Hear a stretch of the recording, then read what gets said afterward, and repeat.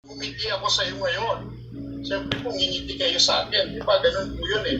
No? So kung ano po yung ginagawa nating maganda sa kapwa natin, it will bounce back to us then. Okay? So, handa na po natin yung ating ballpen at papel. No? We will start from the basic. No? Okay. Now, so i-click po natin yung unang learnings natin, introduction natin to Bitcoin. So ano daw ba yung Bitcoin? Ano ba ang matututunan natin? No? In this lesson, we'll learn the following: why the world needs Bitcoin, the origins of Bitcoin, and what is Bitcoin and what does it do. Okay. So why the world needs Bitcoin? Bakit daw po kailangan ng mundo ng Bitcoin? No? For a long time, people have suffered from injustice of the traditional financial system. Bank takes a percentage for every transaction. Tama po ito, no? Ang mga bangko daw po, lahat ng mga, yung pera natin mismo, no? Nagkakaroon pa tayo ng mga charges galing dun sa mga bangko na ating pinag-ipukan ng pera, no? Para ma-maintain natin yung ating account, sabi nga dito, no? And freeze customers' fund as well. Isipin nyo, pera mo na, hold pa ng isang ng bangko. Grabe, no? Pera mo na pinaghirapan kung ino-hold ng bangko. Grabe, no? Ano pa po? Additionally, they're often take hours to process payments, and they are and there are maximum withdrawals limit of most accounts, and it's really framework late with inefficiencies and hidden costs. And until the advent of digital currencies, we accepted it as the standard. Okay. Another issue po, no? The big issue is the centralized financial system is transparency. Ito po, the customers have very little information about financial institution and how profitable their investment are. So yung karamihan po sa mga tao kapag nasa bangko, nagbabangko po, konti lang talaga yung kaalaman nila with regards to investment, yung finances at yung mga charges na ginagawa ng mga bangko. Bakit po kasi regulated, no? Nare-regulate ng tao. People don't even know where the funds go once it's deposited at the bank. So hindi daw alam ng mga tao, no? na kung saan napupunta yung mga pera natin i-impok dito sa ating bangko. No? So, however, mag-jump na po tayo, no? When the digital revolution started in the late 20th century, it created new opportunity for innovation and disruption. So, nagkaroon ng pagbabago nung na-create itong digital revolution. Slowly, the world began to transition from analog to digital. The digital computers and record-keeping applications developed during the period laid the groundwork for the technologies and the birth of Bitcoin. So, dito na pinanganak yung Bitcoin. Yung Bitcoin po ay pinanganak po, nag-emerge noong 2008, no? During the economic bubble. Natatandaan niyo po, the flagship of all carrier of all currencies po ay US dollar. No? Nung bumagsak po ang Lehman Brothers, no, sa Amerika, yung po yan sa Wall Street, no? Nagkaroon ng economic bubble. Yung mundo, no? Yung mga bansa ay bumagsak din kasi po ang batayan po natin ng pagtaas ng rate ng currency po ay ang US dollar. So during that time po, nag-emerge po noong 2008 ang Bitcoin. So tama-tama. Ito pong Satoshi Nakamoto po, hindi naman po natin kilala kung sino talaga ito, no? So name lang po ito, no? Ngayon, nung na-create po ang Bitcoin, ang sabi dito, the Bitcoin white paper introduced the concept of global digital currency free from monetary policies and central banks. For the first time, sabi ng dito, no, even citizens around the globe will be able to take control of their money. So ngayon, nung na-create ang Bitcoin, nagkaroon ng pagbabago, no? Nagkaroon ng free from monetary policies of central bank. Remember guys, kanina nakita natin, sinabi sa atin kanina, na nakokontrol, no, ng bangko ang pera natin. Minsan mabagal pa natin makuha yung pera natin. Minsan hinuhold pa o freeze. Ngayon, dahil nagkaroon ng cryptocurrency, mas madali na natin makuha at makahawakan. For the first time ever, citizens around the globe could be able to take control of their money. It could be completely decentralized with no financial intermediaries or institution. Ngayon, magtanong tayo, Sir Saidi. Ano pong pagkaintindi po ng decentralized para magkaroon tayo ng interaction? Okay, so magtanong tayo, tumawag tayo ng ating isa sa ating mga participants. Ayan. You can raise your hand, guys. Don't be hesitate to ask. Okay, so. Mag-ano lang tayo, ha. So, guys, bakit ko pinapakita po ngayon sa inyo? Para ma-identify natin ano ba yung bangko, no, na ginagalawan natin at ano ba yung Bitcoin na ginagalawan natin. Okay? So, ano po yung decentralized sa tingin nyo? Ano pang ibig sabihin? Sir Simon, ano pang pag-alipin po ng decentralized? Decentralized? Hindi ko tinalang. Mahirap na. Baka mamali ako. Okay lang, Sir Paul? Yes. Sige lang. Ako ang understanding ko is taking away the control from one institution. Ikakalat bali. Walang specific na institution or entity na magko-control ng pera. That's correct. No? That's correct. Yeah. Tama yung pagkaintindi ni Sir Paul. Kaya nga decentralized, no? Ibig sabihin, kasi pag centralized, merong nag-dictate. Kaya centralized. Pag sinabing decentralized, guys, walang nag-dictate. Tayo mismo. No? So iba ang takbo ng Bitcoin. So ibig sabihin pala, ang Bitcoin ay walang nagkokontrol. Pero ang bangko, merong nagkokontrol. Yung pera natin nagkokontrol, pero ang Bitcoin pala o ang currency, ang digital currency ay free from monetary policies of central bank. So hindi sila kasali, no? At pangalawa, walang nagkokontrol. Bakit decentralized siya? 1 year later, the concept became a reality. When Bitcoin network was launched as open source software, and the first 50 Bitcoin were created. So naka-create ng 50 piraso ng Bitcoin, no? So that's what exactly Bitcoin actually emerged, no?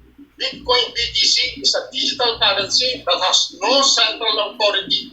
So walang boss. Tayo ang boss, no? So, yan ang kagandahan. Its network is public. So, tayo po, no, sa buong mundo, permissionless, hindi ka kailangan magpaalam, completely transparent. So ngayon, ang tanong ko, ang may nagsasabi na ang Bitcoin ay scam, hindi po totoo yun. Ang nag-i-scam po yung tao, pero yung Bitcoin po or ang digital currency po ay hindi po scam. Okay, kung makikita nyo po rito, it is completely transparent. Pero ang bangko hindi transparent. Ito, permissionless. Ibig sabihin, hindi tayo kailangan magpaalam o may gagamit pa. Kailangan magamit na pera mo, papaalam mo pa para makuha. Diba? Ito, mabilis. Okay. Public, ibig sabihin tayo, no? Network is public, so tayo po. Bitcoin can be transferred easily between people. Okay? Payments are completed quickly and users have complete control over their funds.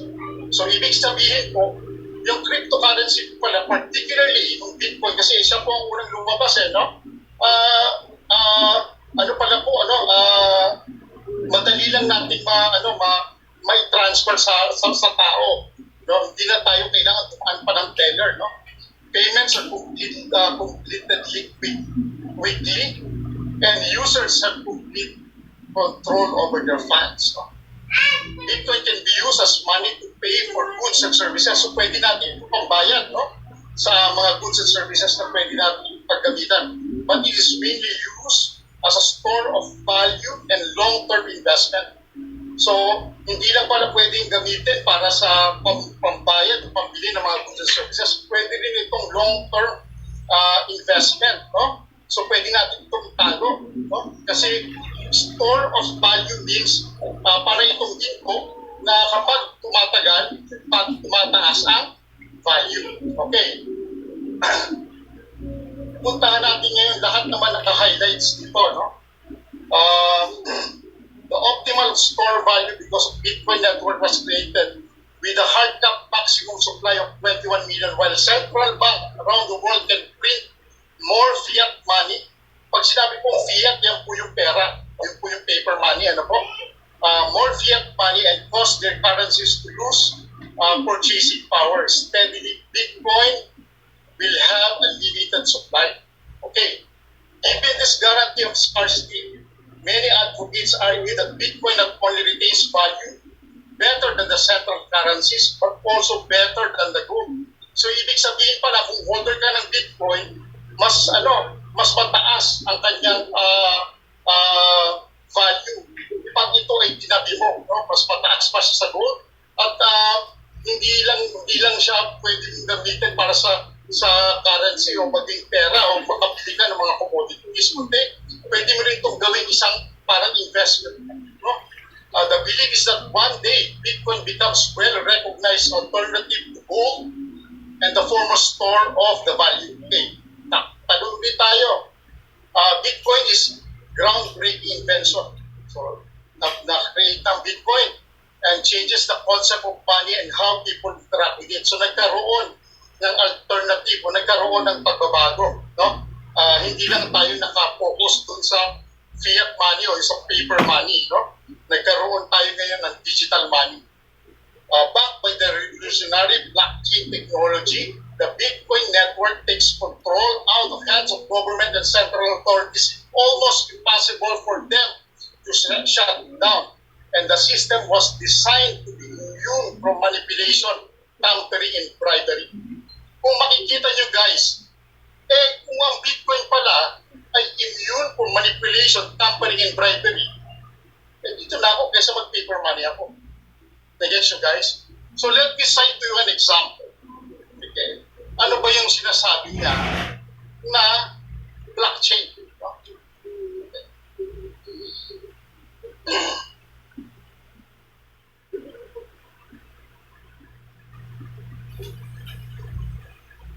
Okay. Pasensyahan nyo po ako. Kunyari po ito yung blockchain. Nasa gitna po. Yan po yung blockchain. Ito po yung mundo.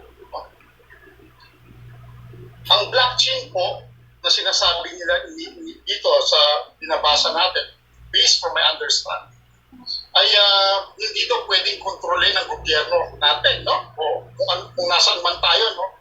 And any authorities, no, na nagagawa nila incomparable to the banks, no? It's almost impossible for them to shut it down. And the system was designed to immune manipulation and tampering of bribery. Bakit po immune ang Bitcoin from tampering and bribery? Anybody else? Sir Cyril? Sir Paul? Okay. Yes, because it is impossible to change and to hack pagka nandyan siya. Para siyang black box. Okay. Yes, isang reason yon. Pangalawa, bakit po another reason po, no? Kasi po, ang cryptocurrency, ang blockchain po, particularly, ang may control po nito ay ang tao. Lahat ng tao sa buong mundo po. Kaya hindi po pwedeng mamanipulate. No? Hindi pwedeng sabihin ng United States na ang halaga ng Bitcoin, halimbawa, ay $100 na.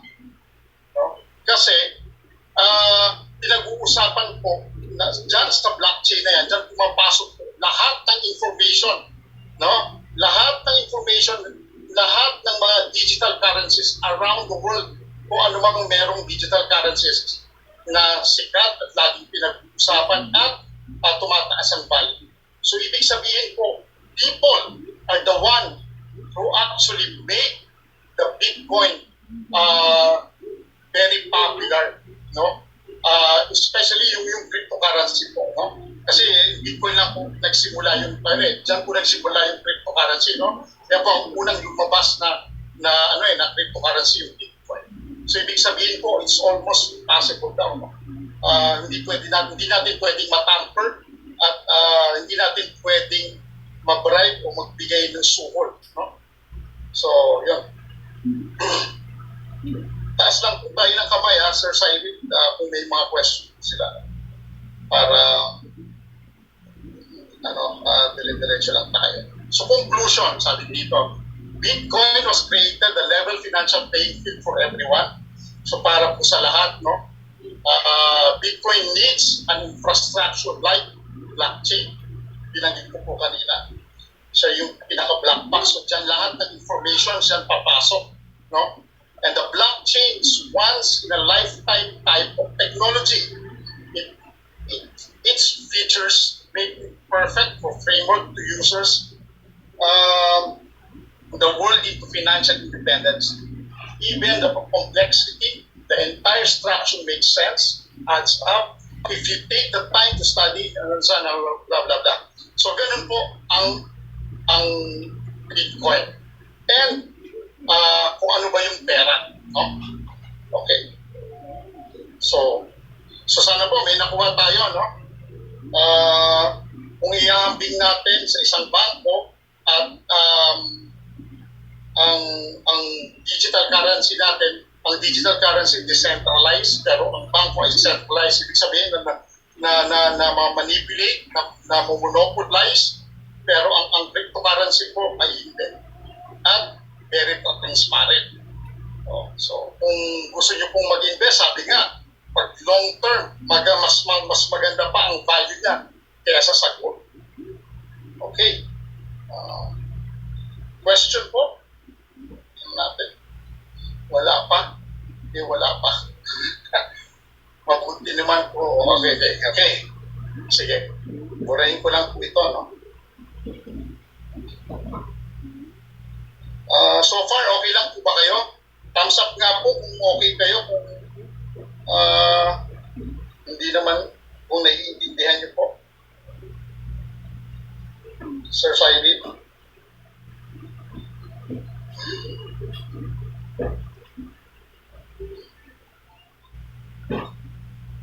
Pasensya na po kayo, hindi ko talaga forte po yung mag-explain, pero I'm trying my best po, no, na may bigay sa inyo yung information na gusto kong maintindihan nyo kung paano ko ito naiintindihan. Ano po? Kasi minsan nagtataka tayo, bakit ano ba yung Bitcoin, ano ba yung pera, bakit may pera, bakit may Bitcoin. So ngayon po alam na natin kung ano po yan. Okay. Ngayon po yung susunod nating puntahan sa beginners po, buying and selling of crypto. Okay. So kung meron po kayong MoonBirdie, napakaganda nito. Kung titingnan niyo po yung mga words na ginagamit nila, Sir Cyril, no? Ang dali lang intindihin. No? Hindi magulo. Pero kung magbabasa ka sa YouTube, ang grabe, hindi mo maintindihan, no? So ito na po, ano po matutunan natin dito sa pangalawang topic natin? What is centralized exchanges? How do centralized exchanges work? Paano daw ito gumagana? No? At ano ba ang benefit pag ginamit natin yung centralized exchanges? Okay. Centralized exchanges are platforms that facilitate the trading of cryptocurrency on a larger scale, no? On a large scale, while they are essentially marketplaces that let people buy and sell crypto. Most of them provide secondary but related services. Exchanges are regarded as centralized if they have a central point of governance or control. As a Bitcoin and cryptocurrencies gain more traction, the first online crypto exchange started to spring up. Coinbase, for example, was founded in the early years of Bitcoin 2012. No? So ibig sabihin pala, yung centralized, no? Ito po, no? Centralized exchange po, kailangan daw ng isang lalagyan, no? Para magkaroon ng pagpapalitan, magkaroon ng buying and selling doon sa loob ng centralized exchange. So kung mayroon po kayong Coinbase, kung mayroon po kayong Binance, that is what we call centralized exchange. No? Kasi nandun po sa loob nun ang pagpapalitan ng pagbili at pagbibenta ng cryptocurrency. Importante daw po na meron tayong gano'n, yung centralized exchange. Sorry. Okay, so ang unang-unang nagkaroon na yung Coinbase 2012. And currently one of the biggest exchanges in the world by trading volume. The reason exchange like Coinbase came into existence is simple. Cryptocurrencies became more popular. There was a lot of demand for marketplaces through which you could transact them. The first crypto enthusiasts consisted mainly of tech-savvy cyberpunks. But as the adoption of crypto has grown, more and more people who are less tech-savvy wants to buy digital currencies easily and quickly. So, noon, nung nagsisimula pa lang ang cryptocurrency, ang mga mas madalas na bumili ng mga ng particularly ng Bitcoin yung mga magagaling sa technology, no? Pero dahil nagkaroon tayo ng centralized exchange, no? Kahit hindi ka masyadong marunong, sabi dito, no? Kahit hindi ka masyadong techie, pwede kang makabili, no? ng digital currencies ng mas padali.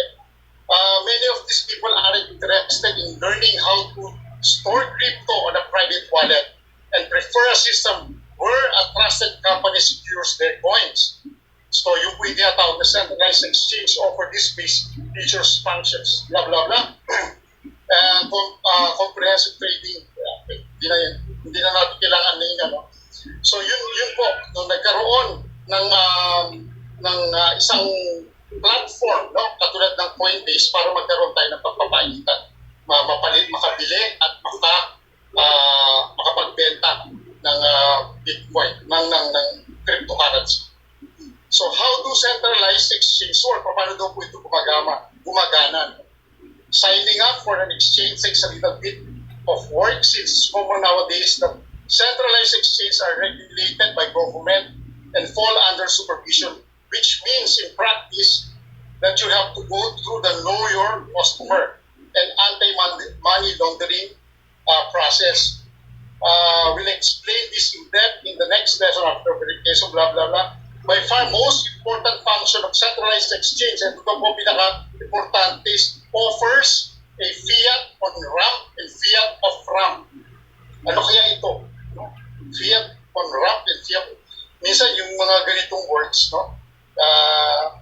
Medyo tatandaan natin sa isulat natin, no? So, former sign signifies an ability to exchange fiat, yung abilidad na makapagpalit tayo ng pera, no, for crypto, and also it says there the ability to sell your crypto and receive fiat. Ibig sabihin, yung platform na gagamitin natin na pwede natin ibenta o bumili ng cryptocurrency using a fiat money or using yung paper money natin. Once you have deposited your money on an exchange, you can set buy order for a crypto that is available in exchange you're using. Okay. One aspect that make centralized exchange appealing to people in their user interface, after you log in, you are often greeted by a nice-looking dashboard. So may dashboard, no, which shows you the currency, the current crypto prices, and overview of your holdings. So ito po yung sinasabi niya, no? So sa loob, katulad ng Binance, halimbawa, o Coinbase, makikita na daw po natin kung magkano yung presyo at mababayaran natin using our fiat money at pwede rin natin ibenta, no? At makukuha rin natin yung fiat money, no? Yung kung ibebenta naman natin yung ating cryptocurrency. Okay, thanks. Anton, yes, meron pa yung question. Ayan, ito. Sige. Para masundan yung ating ano. Sige. Paano po ba mag-invest ng Bitcoin kahit portion lang po? Okay, mamaya, makikita natin ito mamaya, no? natin yan mamaya, no? Sige, sino na nagtanong mo? Ang nagtanong ay si Sir Jovencio Javier. Okay, sige. So much Medyo, sige. Babaanin natin mamaya, no? Sir Cyril, no? The exchange function as third party that facilitates a trade between you and the seller, no? The majority of crypto transactions go through centralized exchange. So papasok siya doon sa centralized exchange, explaining the high volume and liquidity. So kailangan talaga ng centralized exchange katulad ng Binance, katulad ng ano ba dyan sa Pilipinas, yung APRA, no? Yung pwedeng may benta at makabili ng cryptocurrency. Kailangan meron daw platform na gano'n.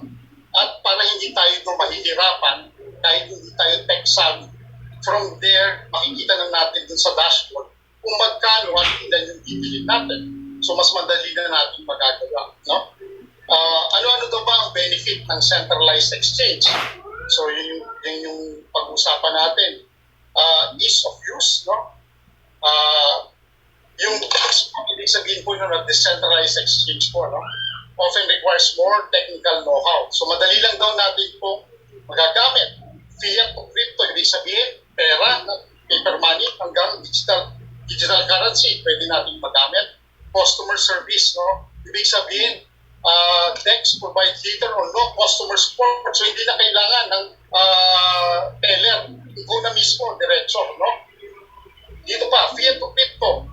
DEX are only for cryptocurrencies. No fiat on-off ramps. Okay, no? Liquidity. DEX suffers from low volume more often, no? Ang ibig sabihin po nito,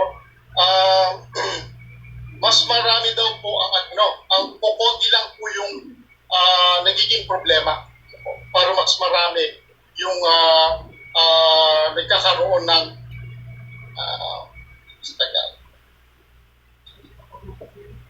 nakalimutan ko na. Sorry guys,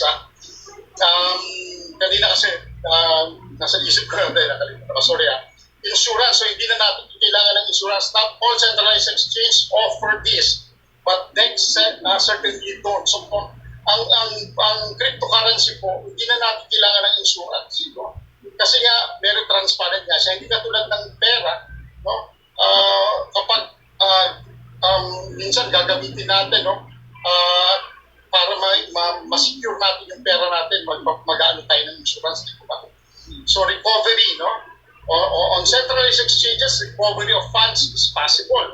So ibig sabihin pala, doon sa loob ng Binance mo o yung Coinbase mo, makukuha mo yung pera mo, no? Ma-recover mo yung pera mo. Sa sa ibang bangko po, minsan pag nawala yung pera mo, hindi mo na makuha. Ano? So ganun po. Storage, no? A centralized exchange stores your crypto on your behalf. So yung katulad ng Binance, ng APRA, ng Coinbase, siya na po ang nagtatabi ng pera mo, no? Na secure ka at tawag dito. Ayun, secure ka na hindi mo mawala yung pera mo, no? So yun po. Nakukuha po ba natin? No? Sulat po natin, no? Para kung may tanong kayo maya-maya. The centralized exchange has some nice features, including increased security and complete control over your private keys. So kayo po, no? So ibig sabihin, yung security niya, no, na mataas, ibig sabihin, secure siya, secure, at complete control over your private keys. Ibig sabihin, ito mismo rin, no? Meron kang control dito at maraming gagamit ka ng mga passwords and everything na meron dito sa loob ng decentralized exchange mo. They do not use third parties. Okay. Ito ang maganda dito sa ating decentralized exchange. So, yung lalagyan natin ng cryptocurrency, wala pong third party. No? All transactions are peer-to-peer. Ibig sabihin po, yung lahat ng mga transactions ng cryptocurrency nyo ay tao sa tao. So lahat tayo sa buong mundo ang nagtatransact. Kung magtatransact ako ngayon kay Sir Cyril, si Sir Cyril lang yung kausap ko. Wala akong kausap na ibang tao para maging third party, para magbili ko yung cryptocurrency o may benta ko yung cryptocurrency kay Sir Cyril. So, direct na mong ibibigay. Unlike in banks, payment gateways, and other institutions that functions are intermediaries on centralized exchanges are completely replaced by a blockchain. We'll move deeper into text later on, blah, blah, blah. The vast majority of the traders and investors still prefer centralized exchanges like Coinbase and Binance. So, karamihan po ng mga traders and investors, no, talagang gumagamit, no, ng ganitong decentralized exchange, which is the Binance and Coinbase. Kasi nga, secure yun, gusto kong masabi. Secure siya, no? Hindi siya madaling manakaw sa'yo at mabilis mo siyang marirecover, sabi dito, no? Okay. Kasi nandoon lang siya sa loob. Hindi siya mawawala. People generally don't mind giving up a little bit of privacy and the custody of their coin in exchange for convenience and customer service. However, in the end, it all depends on the investor's unique preference. Okay. So, natapos na po tayo, no? So, alam na po natin. Sige, magtanong tayo. Ano ba yung decentralized, yung centralized exchange? Ano bang pwede natin tanongin, Sir Saidi?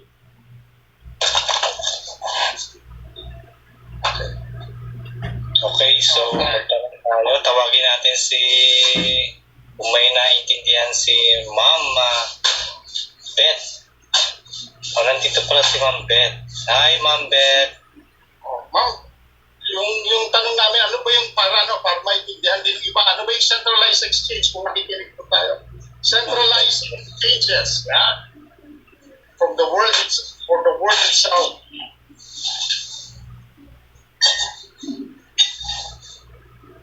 Ikaw na lang, Sir Cyril.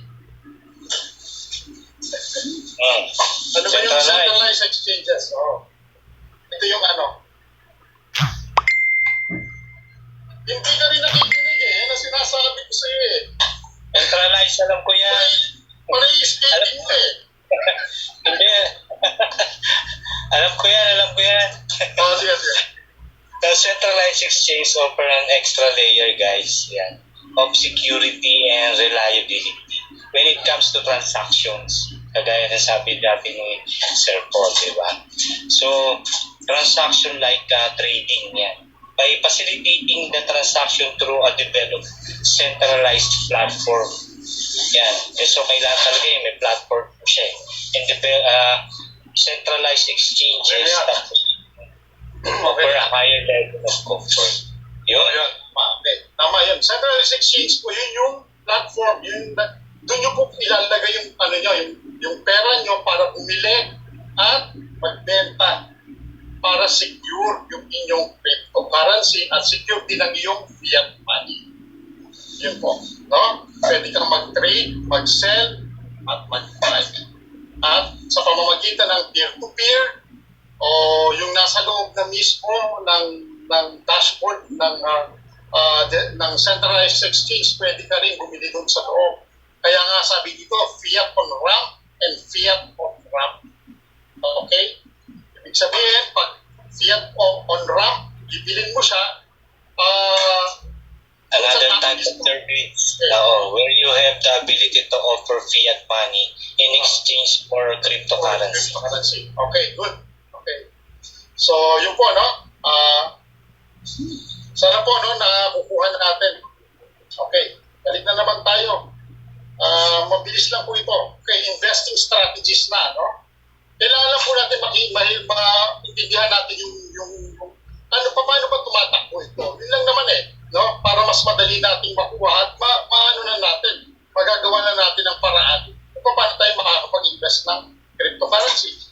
Question to ask before you start investing.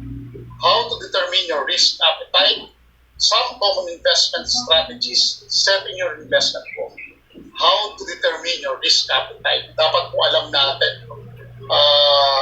kung kailan tayo hihinto at kailan tayo hindi hihinto. No? Dapat hindi po tayo yung tinatawag natin. May tanong si Nico, sir. Okay. Sige, sir. Nag-raise ka ng question, ng hands. Sir Nico. Okay, go ahead, Sir Nico. Pwede mong i-unmute yung sarili mo. Baka napindot lang, Sir Anton. Okay, sige, okay. So, just like investing stocks, no? Katulad lang din daw po ng pag-invest natin ng stocks, ng real estate, ng traditional asset, no? Investing, pag nag-invest daw tayo ng cryptocurrency requires an extensive planning. So, pinag-aaralan mo talagang mabuti. Pinaplano mo ito, extensive kaya. Sabi niya, di ba? Tandaan nyo guys, pera ito, ha? Digital in nature, no? Pero pag nilabas mo ito, pwedeng maging paper money, no? An investment strategy can be described as set of agreements you make with yourself beforehand. So, kailangan meron ka ng target kung magkano lang ang iyong ibibili o i-invest dito sa cryptocurrency. Tandaan nyo guys, ha? Meron ka na dapat nasa isip mo. Kunyari, 100,000 pesos. Yun lang ang nasa isip mo na ready ka na matalo o ready ka na mawala. Ang sabi ko dito, minsan ito yung laughing money. No? Ready kang na kung mawala man ito, hindi magdurugo yung puso. Dapat meron po kayong tinatawag na madidetermine nyo yung inyong risk appetite na hindi kayo magsusuicide. No?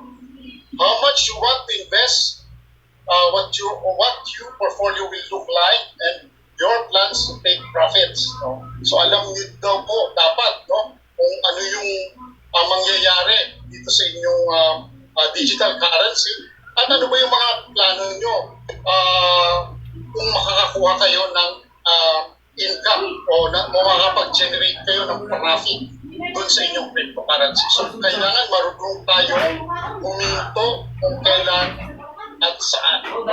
Creating this plan may seem overwhelming at the start, but it doesn't have to be. By asking yourself the question below, okay, how much risk am I willing to take yun? So yun yung tanong. Diba? Tagalogin mo nga, Sir Cyril. Nakamute mo yung sarili mo. Ano na yun? Kala mo, ha?